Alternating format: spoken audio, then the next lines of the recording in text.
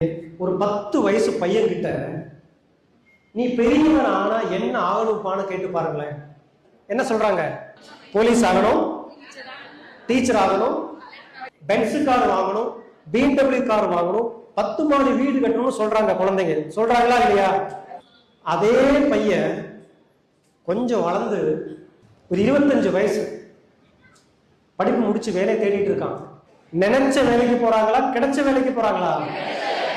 கிடைச்ச வேலைக்கு போறாங்க. ஆனா 30 வயசு ஆன உடனே கல்யாணம் பண்ணணும்னு அவனுக்கு பிரஷர் வருது, கல்யாணம் பண்றான். 35 வயசுல 2 குழந்தையும் வந்துருது. இப்ப ஆபீஸ்ல வேலைக்கு போறான். எந்த பையன்?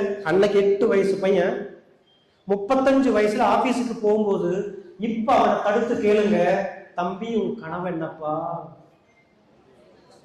தம்பியா டென்ஷன் ஆகி வேலைக்கு போயிட்டு இருக்க, கனவு பத்தி பேசுங்க. எப்படியாவது வாழ்ந்தா போதுங்கிற நிலைமைக்கு தள்ளப்படுறாங்க.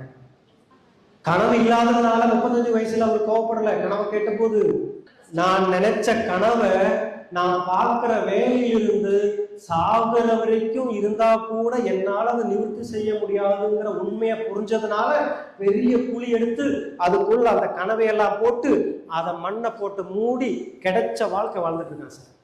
ஆனா மைலேஷியல்ங்கிற ஒரு கம்பெனி உங்ககிட்ட என்ன சொல்லுது தெரியுங்களா? நீ 7 வயசுல பார்த்த கனவு, நீ 8 வயசுல பார்த்த கனவு, நீ 10 வயசுல பார்த்த கனவு குழி தோண்டி புதைச்சிருந்தீன்னா தோண்டி எடு, உன்னை சாதிக்க வைக்கிறதுக்கு அதை தோண்டி எடு, உன்னை அந்த கனவு அடைய வைக்கிறதுக்கு நாங்க இருக்கோம்னு சொல்றோம் மைலேஷ்.